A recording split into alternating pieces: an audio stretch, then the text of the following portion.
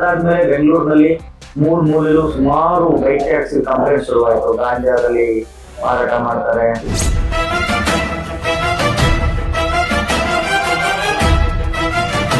ಆಮೇಲೆ ಮಹಿಳೆಯರ ಮೇಲೆ ಬೇರೆ ರೀತಿ ನಡ್ಕೋತಾರೆ. ಮುಂಚೆ ಇದ್ದ ಸರ್ಕಾರ ನಮಗೆ ಸ್ಪಂದಿಸ್ತಿಲ್ಲ. ಈ ಜಜ್ಮೆಂಟ್ ಆಟೋ ಚಾಲಕರಿಗೆ ಸಿಕ್ಕಿರೋ ಜಯ ಅಲ್ಲ, ಬೈಕ್ ಟ್ಯಾಕ್ಸಿ ಸಿಕ್ಕಿರೋ ಜಯ ಅಂತಾರೆ. ಅಕ್ರಮವಾಗಿ ಬೈಕ್ ಓಡಿಸ್ತಾ ಇದಾರೆ. ವೈಟ್ ಬೋರ್ಡ್ ನಲ್ಲಿ ಯಾವುದೇ ಒಂದು ಸರ್ಕಾರದ ಗೈಡ್ಲೈನ್ಸ್ ಇದ್ದಲೆ ಅದನ್ನ ನಿಲ್ಲಿಸಿ ಅಂತಾನೆ. ಮುಂಚೆ ಎಲೆಕ್ಟ್ರಿಕ್ ಬೈಕ್ ಟ್ಯಾಕ್ಸಿ ಪಾಲಿಸಿ ಇತ್ತು, ಇವರು ಕೋರ್ಟ್ ಹೋಗೋ ಅವಶ್ಯಕತೆ ಇರ್ಲಿಲ್ಲ. ಆ ಪಾಲಿಸಿ ಪ್ರಕಾರ ಗಾಡಿ ಓಡಿಸಿದ್ರೆ ನಾವು ಏನು ಮಾಡಕ್ ಆಗ್ತಿರ್ಲಿಲ್ಲ, ಸರ್ಕಾರನೂ ಏನು ಮಾಡ್ತಿರ್ಲಿಲ್ಲ.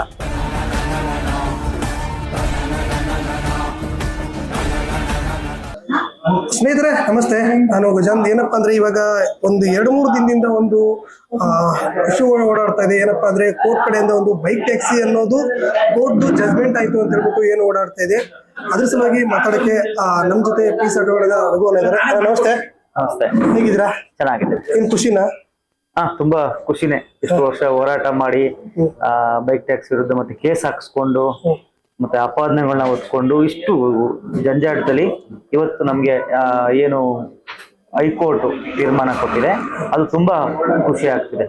ಓಕೆ, ಈಗ ಸ್ಟಾರ್ಟಿಂಗ್ ಇಂದ ನೀವೇನು ಬೈಕ್ ಟ್ಯಾಕ್ಸಿ ಹೋಗ್ಬೇಕು ಅಂತಂದ್ರೆ ಅಲ್ಲಿಂದ ಇಲ್ಲಿವರೆಗೂ ಏನೇನಾಯ್ತು ಅಂತ ಹೇಳ್ಬಿಟ್ಟು ಒಂದು ಸ್ವಲ್ಪ ಬ್ರೀಫ್ ಆಗಿ ಹೇಳಿದ್ರೆ. ಕೋವಿಡ್ ಮುಂಚೆ ಈ ಬೈಕ್ ಟ್ಯಾಕ್ಸಿ ಅನ್ನೋದು ಬೆಂಗಳೂರಿಗೆ ಬಂತು. ಆ ಬೆಂಗಳೂರಿಗೆ ಬಂದಾಗ ಮೊದಲು ನಾವೇ ಮಾಧ್ಯಮದವ್ರ ಹತ್ರ ಮಾತಾಡಿ ಸ್ಟಿಂಗ್ ಆಪರೇಷನ್ಗಳು ಮಾಡಿದ್ವು.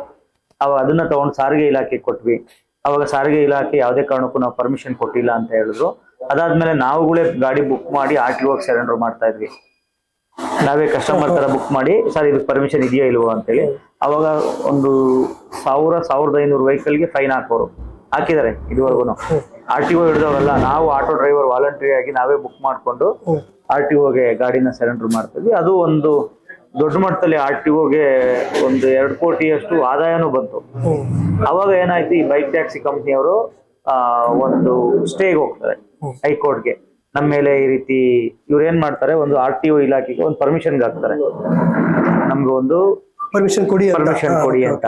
ಅವಾಗ ಅಧಿಕಾರಿಗಳು ಗೊತ್ತಲ್ಲ, ಅಡ್ಜಸ್ಟ್ಮೆಂಟ್ ಇರುತ್ತೆ. ಅವ್ರು ಏನ್ ಮಾಡ್ತಾರೆ, ರಿಜೆಕ್ಟು ಮಾಡಲ್ಲ, ಪರ್ಮಿಷನ್ ಕೊಡಲ್ಲ, ಹಂಗೆ ಹೋಲ್ಡ್ ಮಾಡಿ ಇಟ್ಕೋತಾರೆ. ಆ ಆಧಾರದ ಮೇಲೆ ಇವರು ಕೋರ್ಟ್ಗೆ ಹೋಗ್ತಾರೆ. ನಮ್ಗೆ ಈ ತರ ವೈಟ್ ಬೋರ್ಡ್ ನಲ್ಲಿ ಗಾಡಿ ಓಡಿಸ್ಲಿಕ್ಕೆ ಪರ್ಮಿಷನ್ ಬೇಕು, ಈ ತರ ಸಾರಿಗೆ ಇಲಾಖೆಗೆ ಅಪ್ಲಿಕೇಶನ್ ಹಾಕಿದೀವಿ, ಅಲ್ಲಿವರೆಗೂ ನಮ್ಗೆ ಯಾವುದೇ ರೀತಿ ಅವರು ತೊಂದರೆ ಕೊಡಬಾರ್ದು ಅಂತ ಹೇಳಿ ಕೇಳ್ತಾರೆ. ಅದನ್ನ ಹೈಕೋರ್ಟ್ ಏನ್ ಮಾಡುತ್ತೆ, ಆಯ್ತು ನೋಡ್ತೀವಿ ಅಂತ ಹೇಳುತ್ತೆ. ಅದಾದ್ಮೇಲೆ ಇವರು RTO ಕೇಸ್ ಹಾಕಕ್ ಹೋದ್ರು ಅದನ್ನ ಕೋರ್ಟ್ ಕಂಡಕ್ಟ್ ಮಾಡ್ಕೊಂಡು ಯಾವುದೇ ರೀತಿ ಲೋಕಾಯುಕ್ತಕ್ಕೆಲ್ಲ ಕಂಪ್ಲೇಂಟ್ ಮಾಡ್ಕೊಂಡು ಇವರು ಬೇರೆ ತರ ಕೇಸ್ ನಡೀತಾ ಇದೆ ಅಂತ ಹೇಳಿ. ಏನಕ್ಕೆ ಕೇಸ್ ನಡೀತಾ ಇದೆ ಅನ್ನೋದು ಯಾರಿಗೂ ಗೊತ್ತಿರಲಿಲ್ಲ. ಅದಾದ್ಮೇಲೆ ಬೆಂಗಳೂರಿನಲ್ಲಿ ಮೂಲೆಯಲ್ಲೂ ಸುಮಾರು ಬೈಕ್ ಟ್ಯಾಕ್ಸಿ ಕಂಪ್ಲೇಂಟ್ ಶುರುವಾಯಿತು. ಗಾಂಜಾದಲ್ಲಿ ಮಾರಾಟ ಮಾಡ್ತಾರೆ, ಆಮೇಲೆ ಒಂದು ಮಹಿಳೆಯರ ಮೇಲೆ ಬೇರೆ ರೀತಿ ನಡ್ಕೋತಾರೆ. ಈ ರೀತಿ ಸುಮಾರು ನಾವೆಲ್ಲ ಅದನ್ನೆಲ್ಲ ಪಟ್ಟಿ ಮಾಡಿ ಯಾವುದೇ ಒಂದು ಇಶ್ಯೂ ಆದ ತಕ್ಷಣ ಅದನ್ನ ಪಟ್ಟಿ ಮಾಡಿ ಡೇಟ್ ಎಲ್ಲ ಮಾಡಿ ಪೇಪರ್ ಕಟ್ಟಿಂಗ್ಸ್ ಎಲ್ಲ ಸಾರಿಗೆ ಇಲಾಖೆ ಕೊಡ್ತಾ ಇದ್ವಿ. ಅದೇನಾಯ್ತು, ಮುಂಚೆ ಇದ್ದ ಸರ್ಕಾರ ನಮ್ಗೆ ಸ್ಪಂದಿಸ್ತಿಲ್ಲ.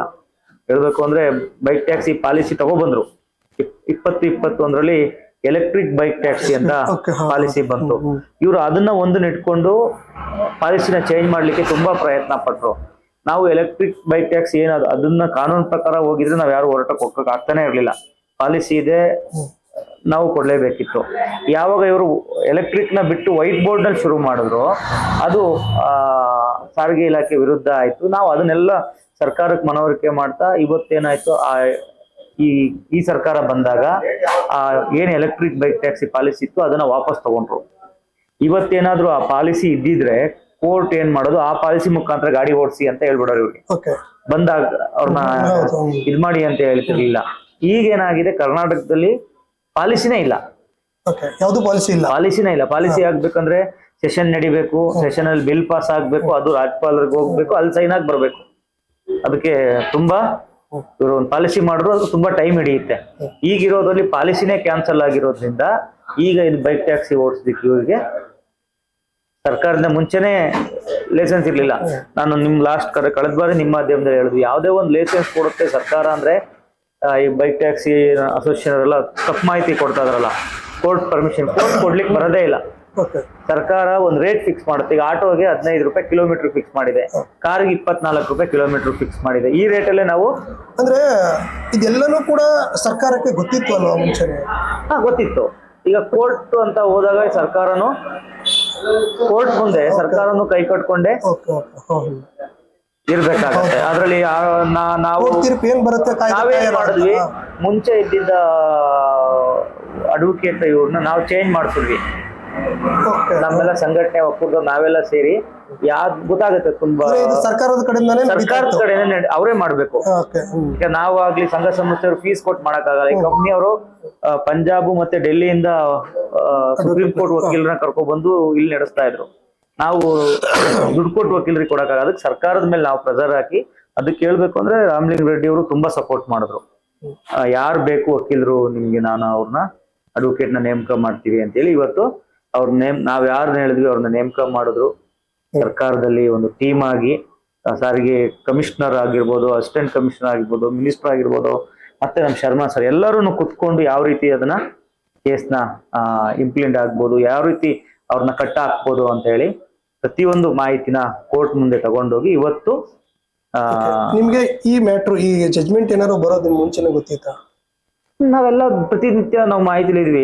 ಅದಕ್ಕೆ ನಾವೆಲ್ಲೂ ಬಂದು ಫೇಸ್ಬುಕ್ ಅಲ್ಲಿ ಬಂದು ಹಂಗ ಆಗ್ತಿದೆ ಹಿಂಗ ಆಗ್ತಿದೆ ನಾವೇನು ಹೇಳ್ಕೊಳಕ್ ಆಗಿರ್ಲಿಲ್ಲ. ಯಾಕಂದ್ರೆ ಅದು ಕೋರ್ಟ್ ವಿಚಾರ. ಮತ್ತೆ ನಮ್ಮ ಮೇಲೆ ಅಧಿಕಾರಿಗಳು ನಂಬಿಕೆ ಇಕ್ಕಿದ್ದಾರೆ, ಸಚಿವರು ನಂಬಿಕೆ ಇಕ್ಕಿದ್ದಾರೆ ಅಂದ್ಮೇಲೆ ಈಗ ಸಚಿವರಿಗೆ ಮಾಹಿತಿ ಕೊಡ್ತಾ ಇದ್ದಾರು, ನಾವುಗಳೇ ಹೋಗಿ ಸರ್ ಇವತ್ತು ಇದು ಈ ತರ ಆಗಿದೆ, ಇದು ನೋಡಿ ಮೊನ್ನೆ ಮೈಸೂರು ಪೇಪರ್ ಅಲ್ಲಿ ಬಂದಿದೆ, ಗಾಂಜಾ ಸಪ್ಲೈ ಮಾಡ್ತಾ ಇದಾರೆ ಅಂತ ಪೊಲೀಸರಿಗೆ ಸಿಗಾಕೊಂಡಿದ್ದಾರೆ. ಇದನ್ನೆಲ್ಲ ನಾವು ಮಾಹಿತಿ ಕೊಡ್ತಾ ಇದ್ದಾಗ ಮತ್ತೆ ಯಾವುದೇ ರೀತಿ ಅವ್ರ ಕಾನೂನು ಚೌಕಟ್ಟಿನಿಲ್ಲ, ಅದನ್ನ ನಾವು ಪೂರ್ತಿ ಮನವರಿಕೆ ಮಾಡ್ತಾ ಇವತ್ತು ಒಂದು ದೊಡ್ಡ ಹೋರಾಟನೇ ಇಷ್ಟು ವರ್ಷಕ್ಕೆ ಜಯ ಸಿಕ್ಕಿದೆ. 22ರಿಂದನೂ ನಮ್ ಕೇಸ್ ಮೂವ್ ಆಗಿದೆ. ಈ ಒಂದು ಜಜ್ಮೆಂಟ್ಗೋಸ್ಕರನೇ ಕಾಯ್ತಾ ಇದ್ರ? ಹೌದು, ಈ ಜಡ್ಜ್ಮೆಂಟ್ ಈಗ ಅವ್ರು ಸುಪ್ರೀಂ ಕೋರ್ಟ್ಗೆ ಹೋಗ್ತಾರೆ. ಇಲ್ಲಿ ಆಗ್ಲೇ ಸರ್ಕಾರ ಏನಾಗಿದೆ ಕೈವೇಟ್ ಆಗ್ತಾ ಇದೆ, ಇಲ್ಲಿ ಸ್ಟೇ ತಗೋಬಾರ್ದು ಅಂತೇಳಿ ಆಗ್ಲೇ ಇಲ್ಲಿ ಕೋರ್ಟ್ಗೆ ಕೈವೇಟ್ ಆಗ್ತಾ ಇದಾರೆ.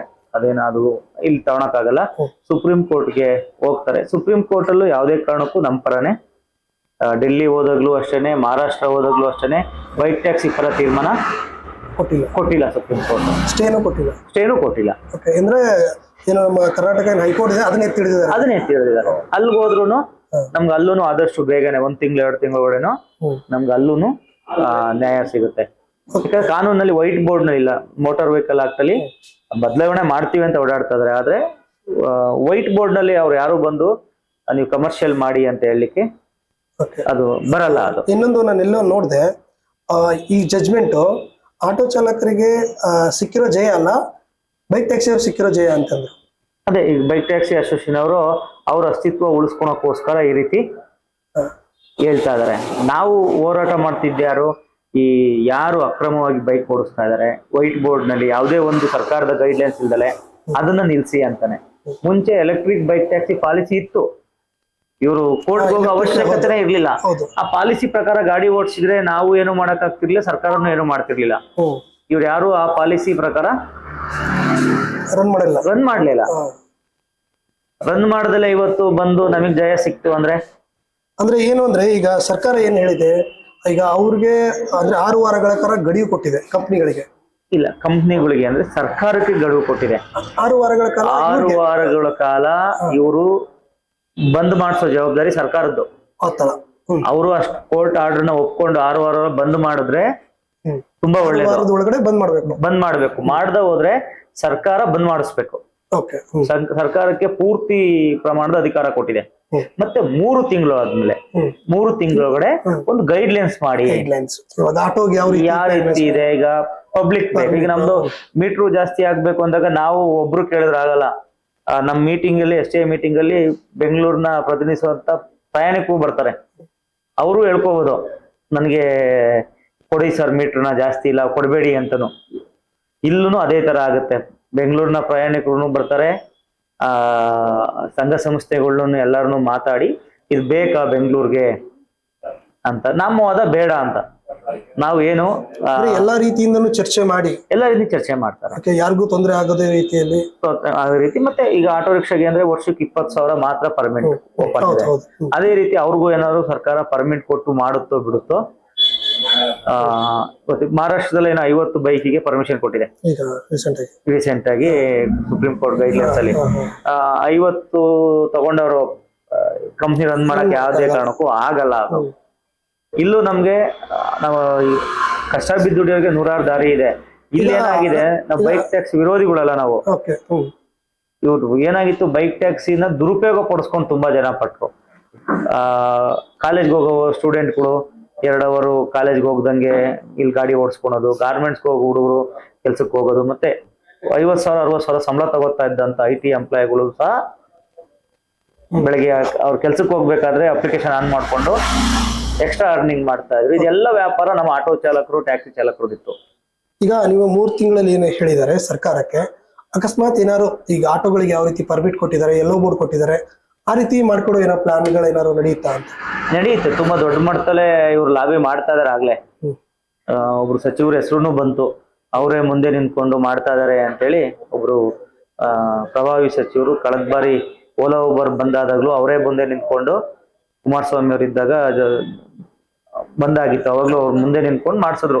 ಇವಾಗ್ಲೂ ಅದು ಬರ್ತಾ ಇದೆ, ಅವರೆಲ್ಲ ಕಂಪ್ನಿ ಅವ್ರ ಪರ ಮಾತಾಡ್ತಾರೆ. ಬೆಂಗಳೂರಿಗೆ 1,000 ಕೊಡೋಣ, ಇಲ್ಲಾಂದ್ರೆ ಎಲ್ಲೋ ಬೋರ್ಡ್ ಮಾಡಿಸ್ಕೊಡೋಣ, ಇಲ್ಲಾಂದ್ರೆ ಅವ್ರಿಗೊಂದು ಪರ್ಮಿಟ್ ಕೊಡೋಣ ಅಂತ ಹೇಳ್ಬಿಟ್ಟು ಆ ರೀತಿ ಬರ್ಬೋದಾ ಅಂತ ನಿಮ್ ಪ್ರಕಾರ? ಸುಪ್ರೀಂ ಕೋರ್ಟ್ ಗೈಡ್ಲೈನ್ಸ್ ಕೊಡಿ ಅಂತ ಹೇಳಿದೆ ಎಲ್ಲ ಮಹಾರಾಷ್ಟ್ರಕ್ಕೆ ಮತ್ತೆ ಡೆಲ್ಲಿ ಅವ್ರಿಗೆಲ್ಲ. ನಾವಿಲ್ಲಿ ನಾವು ಸರ್ಕಾರನ ಕೇಳ್ಕೊಳೋದು, ಬೆಂಗಳೂರಿನಲ್ಲಿ ಆಗ್ಲೇ ಈಗ 1 ಲಕ್ಷ ಪರ್ಮಿಟ್ ಬಿಟ್ಟಿರೋದು ಸೇರಿ 2,55,000 ಆಗುತ್ತೆ.